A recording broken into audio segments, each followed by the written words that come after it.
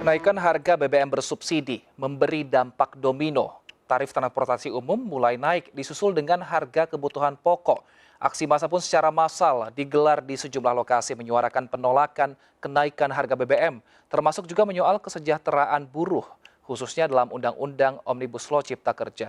Seperti apa tanggapan dari pemerintah dalam hal ini? Kementerian Tenaga Kerja menyikapi aksi massa. Telah bergabung bersama kami staf khusus Menteri Tenaga Kerja Dita Indasari. Selamat sore Ibu Dita. Halo, selamat sore, Baik Ibu Pak Dita, ini Wilson. aksi unjuk rasa terjadi di berbagai wilayah di Indonesia. Tidak hanya mahasiswa namun juga pekerja ikut karena BBM naik. Tanggapannya seperti apa? Iya, tentu mahasiswa dan pekerja juga, terutama pekerja ya, merupakan salah satu kelompok masyarakat yang pasti terdampak, terutama karena mereka harus mengeluarkan lebih banyak uang untuk bayar ongkos transportasi. Nah, tapi juga kebebasan mengemukakan pendapat, berekspresi itu kan dijamin. Jadi sepanjang teman-teman itu tetap damai, tetap aman, bisa menjaga barisannya masing-masing, sehingga tidak chaos, tidak ribut, lakukan tindakan yang mengganggu kepentingan umum, tidak ada masalah. Saya yakin polisi juga sudah siap untuk dengan pendekatan persuasif Baik, untuk mengatasi hal ini. tapi apa yang akan dilakukan Kementerian Ketenagakerjaan apalagi jika hal ini terus-menerus terjadi, demo akan terus terjadi, otomatis juga akan mengganggu aktivitas masyarakat dan mungkin jalannya perekonomian. Apakah ada mediasi yang akan dilakukan oleh pihak Kementerian Tenagakerjaan terhadap buruh ataupun pekerja dan juga ke pemerintahan? Iya, kita sudah mulai melakukan sebetulnya bahkan eee, sebelum BBM naik ya, kita melakukan dialog dengan teman-teman serikat pekerja. Ini yang pertama sudah kita jalankan di Jawa Timur dengan Dinas Tenaga Kerja setempat, teman-teman serikat di sana, kemudian juga perwakilan dari Apindo.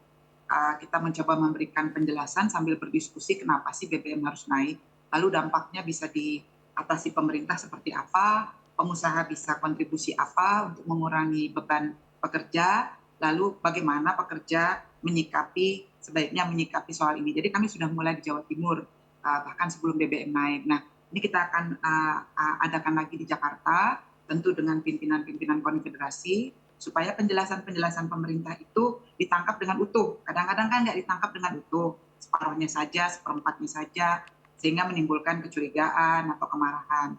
Nah, kita sampaikan dengan utuh argumentasi-argumentasinya, situasinya supaya teman-teman bisa paham. Tapi ternyata hingga saat ini aksi unjuk rasa masih terjadi, artinya sosialisasinya belum merata dong Ibu? Ya, memang karena dengan teman-teman serikat pekerja kan juga saat ini ada fokus soal kenaikan upah minimum. Jadi menjelang Oktober ini pembahasan mengenai kenaikan upah minimum untuk tahun 2023 itu sudah dimulai, sudah akan dimulai dengan teman-teman serikat pekerja juga dengan pemerintah daerah. Nah, ini juga salah satu upaya kita untuk menyampaikan kepada teman-teman pekerja bahwa kenaikan upah minimum untuk tahun 2023 itu menggunakan inflasi sebagai salah satu komponen yang dihitung. Jadi kalau ada komplain tentu ya soal kok harga-harga naik, nah itu semua akan dihitung sebagai inflasi dalam pertambahan kenaikan upah. Nah, jadi ini juga mau kita sampaikan kepada para pekerja menjadi sebuah solusi jangka menengah pasca kenaikan BBM.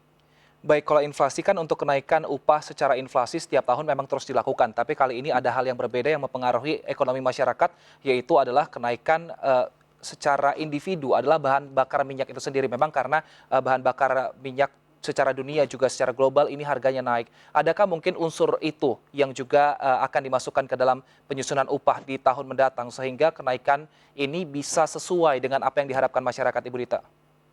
Ya, jadi data inflasi itu, tingkat inflasi itu adalah kami dapatkan dari Biro Pusat Statistik atau BPS, baik BPS daerah maupun BPS nasional. Jadi persentase inflasi itu sudah all in di dalamnya. Jadi ada kenaikan barang makanan, ada kenaikan biaya transport di situ all in menjadi satu misalnya 6%, 5% begitu. Nah, itu ditambahkan ke dalam upah minimum tahun berjalan sekarang. Itu jadi memang datanya itu secara saintifik dari BPS, bukan hasil negosiasi ya, bukan hasil bikin-bikinan Kemnaker atau pekerja atau pengusaha. Nah, yang kedua ini ada solusi jangka pendek ya. untuk memberikan semacam keringanan akibat kenaikan harga itu, yaitu bantuan subsidi upah sebesar 600.000 kepada para pekerja dengan gaji di bawah 3,5 juta. Sudah tersalurkan per jam 24 tadi malam full 100% untuk 5.099.915 orang. Batch pertama, tahap pertama. Akan ada 4 tahap, 4 sampai 5 batch lagi. Mudah-mudahan ini sebagai solusi jangka pendek bisa membantu meringankan para pekerja. Di samping tentu tadi yang disampaikan ada anggaran transfer ke daerah sebesar 2,17 triliun untuk mensubsidi angkutan umum supaya harga tarif tiket angkutan umum nggak naik, sehingga buruh pekerja yang tiap hari naik Gojek, tiap hari naik bus, angkot itu nggak terlalu banyak mengeluarkan tambahan ongkos. Itu maksudnya. Baik, tapi apakah BLT ini bisa dinilai efektif, Ibu Dita? Apalagi karena ternyata di beberapa daerah dari berita kami yang sebelumnya kami tayangkan, ada yang belum mendapatkan atau namanya tidak termasuk dalam penerima BLT, padahal tergolong keluarga kurang mampu. Seperti apa pemerintah nanti mendata ulang hal-hal ini agar semuanya BLT ini tepat sasaran? Ya, kalau bantuan subsidi ini kan ada beragam ya, yang dari Kemnaker atau disalurkan oleh Kemnaker melalui Bank Himbara, itu namanya bantuan subsidi upah. Pusat datanya dari BPJS Ketenagakerjaan yang kita verifikasi berkali-kali. Kemudian yang dari BLT Bansos, itu jumlahnya juga 600.000 per orang, itu dari Kementerian Sosial, yang datanya menggunakan data DTKS dari Kementerian Sosial. Lalu ada bantuan subsidi usaha mikro dari Kementerian Koperasi. Ada BLT dana desa sebesar 40% dari total nilai dana desa harus untuk bantuan sosial, itu sudah harus cair Oktober ini. Dan sumber datanya adalah tentu warga miskin di desa. Jadi kalau keluhan tadi ibu-ibu itu bilang kita miskin tapi kok kita nggak dapat BLT, ini kembali lagi pada pendataan di berbagai tingkatan itu. Kalau kami pendataannya di BPJS, menggunakan struktur BPJS, kalau di desa, BLT dana desa, itu tentu pendataan dari kepala desa. Makanya warga yang masuk kategori miskin, susah, tapi ternyata nggak terdata, harus segera buru-buru datang ke kepala desa, memastikan saya ini terdata nggak. Karena itu haknya untuk mendapatkan BLT dana desa 40% dari total dana desa itu. Itu hak mereka. Jadi jangan khawatir, jangan takut minta kepada kepala desa agar namanya tercatat jika memang merasa berhak untuk mendapatkan itu.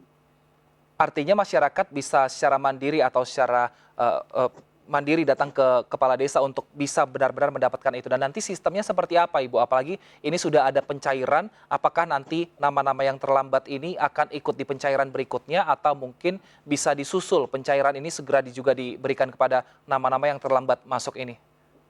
Ya, BLT dana desa itu kan sebagian besar sudah cair ya. Dari bulan pertama, kedua, ketiga, keempat itu sebagian besar sudah cair. Dan memang disampaikan oleh Kementerian Keuangan 40% dari dana desa harus dipakai untuk bantuan sosial. Jadi kalau dana desa 1M, berarti 400 jutanya harus untuk bantuan sosial.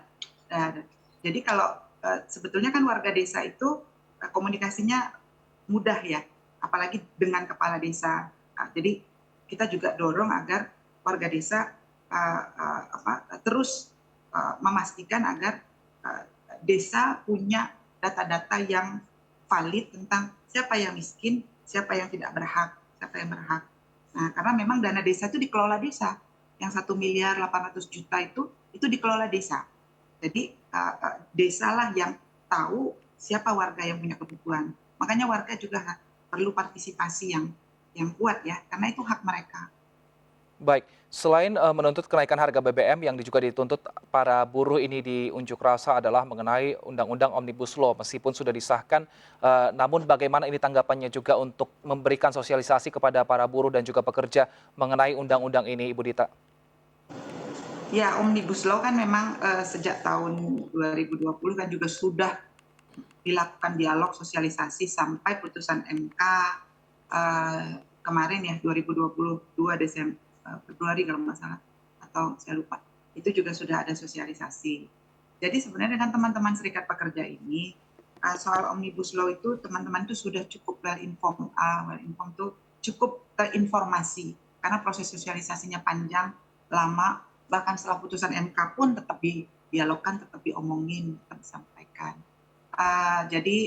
Tapi kita ngerti lah bahwa teman-teman SP ini memasukkan selalu isu Omnibus Law ke dalam apapun demonstrasi mereka. Jadi demonstrasi soal upah ya masukin Omnibus Law, demonstrasi BBM ya ada Omnibus Law, bahkan demonstrasi ke KPU pun ada Omnibus Law. Jadi nggak apa-apa, itu bagian dari mereka ingin mengingatkan pemerintah supaya terus aware ya, terus dekat dengan mereka untuk ngobrolin itu. Ya nggak apa-apa, nanti kita akan sosialisasi BBM ini tentu ada pertanyaan tentang Omnibus Law kami yang akan kami gelar ini, ya kita siap juga jawab.